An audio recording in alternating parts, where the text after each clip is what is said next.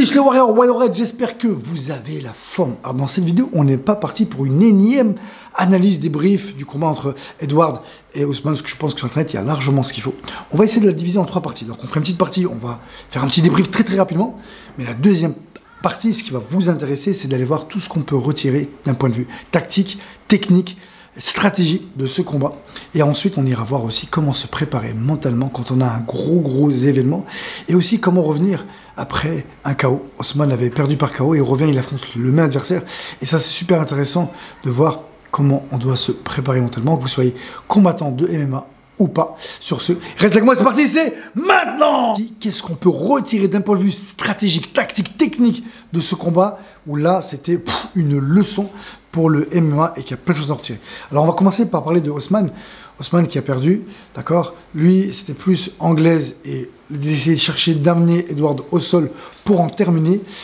Et c'est là où il y a plein de choses à dire. Alors, malgré que ce soit un très gros lutteur, je pense que sur ce combat-là, déjà, il lui a manqué un petit peu de mindset. Je pense qu'il a été peut-être un peu trop prudent. Surtout dans les débuts, il a eu du mal à se mettre en place. Je pense qu'il manquait un petit peu de confiance. Et c'est normal, car quand on prend un KO, quand on perd, c'est déjà pas évident, mais quand on prend un KO et qu'on reboxe le même adversaire, eh bien forcément, ça laisse des traces. Et c'est ce qu'on verra dans la troisième partie, justement, comment arriver le mieux préparé possible. Donc je pense un peu trop de prudence, un peu moins de prise de risque. Et quand on est lutteur, si je vais emmener un mec comme Edward au sol, qui est plus grand, qui gère bien sa distance, bah, par moment, il fallait prendre un tout petit peu encore plus de risque, d'accélération, de changement de rythme, chose qu'il n'a pas réussi à faire Ousmane. Sa boxe était un peu monotone. Et je pense que ce qui a fait le plus défaut à Ousmane, c'est qu'il n'a pas réussi à cadrer son adversaire. Et là, il y en a plein qui disent ah, il faut être que tu racontes. Et il lui a mis une grosse pression. Ne mélangez pas pression et cadrage, s'il vous plaît, parce que c'est deux choses qui n'ont rien à voir. Pression, c'est j'avance son adversaire et je le suis un peu comme un toutou et je mets plein de coups. Ok, je mets du débit, je mets la pression. Ça, c'est de la pression. Cadrer, c'est l'empêcher de se déplacer. Et ça, il y a très peu de combattants MMA qui savent le faire. Donc, imaginez-vous, là, j'ai un filet. J'avance et je viens pour fermer et le serrer et le bloquer contre la cage, sur le coin d'un ring ou dans les cordes quand c'est en boxe ou dans les sports de combat. Et ça, je pense qu'Ousmane, ça lui a fait un tout petit peu défaut. Il a mis la pression, c'est vrai, il a mis la pression, mais ça manquait un peu d'explosivité, un peu d'agressivité, un peu peut-être prise de risque, peut-être un peu trop prudent, même si par moment il y allait et quand il y allait, ben, ça a fonctionné. Et surtout, je pense que ce qui lui a fait le plus défaut, c'est qu'il n'a pas réussi à le cadrer. Et donc, si son objectif était de l'amener au sol assez facilement, eh bien, il fallait vraiment peut-être plus bosser ça. Voilà mon avis. Même si, voilà, il a touché par moment en anglaise, il a mis une pression, il a mis beaucoup plus de coups. Mais si on l'a mis perdant, c'est qu'aussi il a été un peu moins efficace. Maintenant, si on reparle de Edward, et c'est là où il y a vraiment plein de choses à dire. Edward, il a pu montrer que si on se prépare bien, qu'on a les techniques qu'il faut, une bonne préparation, on peut avoir une boxe anti-lutte, et c'est ce qu'il a réussi à démontrer. Il allait très peu de fois au sol, et quand il n'est pas vraiment en danger. Donc comment on fait maintenant? Quelle était sa stratégie? Eh bien, c'est déjà beaucoup de déplacements. Je reste jamais trop en ligne. Pourquoi? Quand j'entre en ligne, c'est là où mon adversaire, mon lutteur va m'emmener au sol. Ça, c'est le premier point. Donc, beaucoup de déplacements. Ensuite, si je me déplace pas, qu'est-ce qu'il a fait? Eh bien, il fait une défense de zone. Au moment où Ousmane arrivait, bam, un jab, boum, une droite, front kick dans les jambes, front kick au niveau du visage, front kick au niveau du corps. Donc, ça veut dire qu'en fait, à un moment donné, plein d'informations à gérer, et les front kicks dans les jambes, si vous êtes combattant, je vous conseille de le faire parce que ça déstabilise, c'est vraiment casse-couille. Autant les low kicks, on arrive à les bloquer, on a l'habitude, autant les front kicks, bah, on va les prendre.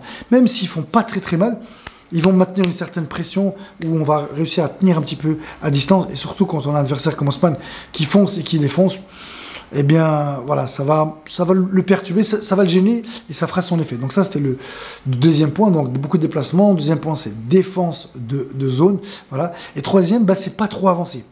Et c'est là où il y en a certains qui vont dire qu'il manquait un peu d'agressivité, qu'il aurait manqué un peu de fougue.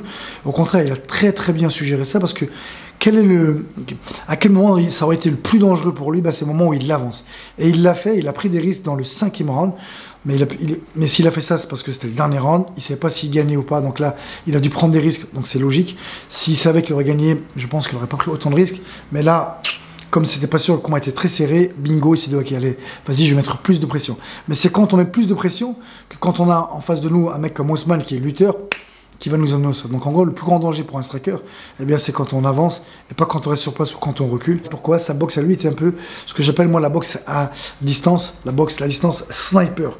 On met juste des coups, on est précis, on met pas forcément beaucoup de débit, mais on gêne, on perturbe, et puis dès qu'il y a une opportunité, bam, on envoie du lourd. Donc ça, c'est d'un point de vue striking. Ensuite, là où il a été très très intelligent, Edward, c'est que quand il s'est retrouvé dans la cage, je ne sais pas si vous avez remarqué, mais en fait, à chaque fois, il bloquait un bras. Et donc, quand on est lutteur, on a besoin de nos deux bras pour venir faire des grilles, pour attraper, pour être costaud. Mais si on n'a qu'un seul bras et que l'autre bras nous est bloqué, eh bien, on ne pourra pas vraiment lutter. Et c'est là où on voit qu'il s'est vraiment très très bien préparé. Il a vraiment su sortir et démontrer qu'on pouvait avoir une boxe anti-lutte. Alors après, il y en a plein qui ont dit ouais, mais il y a d'autres lutteurs qui sont bons, que ça pourrait marcher, pas marcher.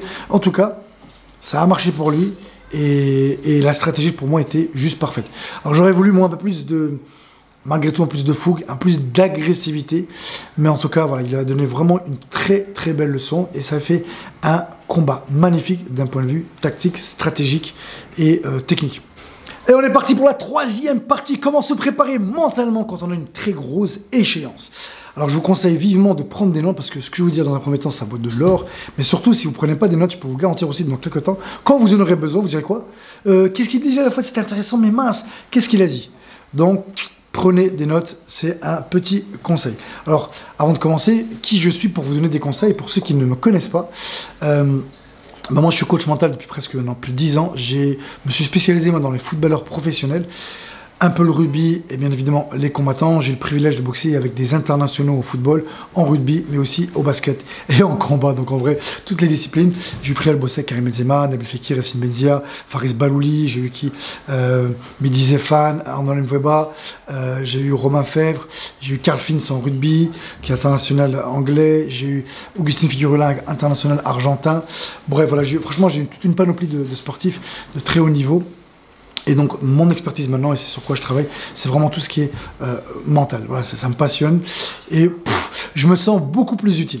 Alors maintenant, comment vous allez pouvoir l'utiliser pour les combats et comment Osman aurait pu se préparer? Déjà, est-ce que Osman, il n'avait pas des petites traces? Est-ce qu'il n'était pas un peu... Est-ce qu'il avait un peu trop de doute? Est-ce qu'il était vraiment en confiance? Car il n'a pas boxé comme d'habitude, ça manquait un peu d'agressivité. Et justement, est-ce qu'il a manqué cette petite partie qu'il avait d'habitude et qui fait sa force et qui aurait pu gagner? On ne le saura jamais parce que aussi s'il aurait été aussi agressif, il aurait aussi pu manger un contre. Donc on ne saura pas. Quoi qu'il arrive, ce que vous devez noter maintenant, quand on a une grosse échéance et qu'on a beaucoup de stress, eh bien c'est quand l'individu va commencer et que ce stress va être néfaste pour vous, eh bien c'est quand vous allez focaliser toutes vos pensées sur le résultat.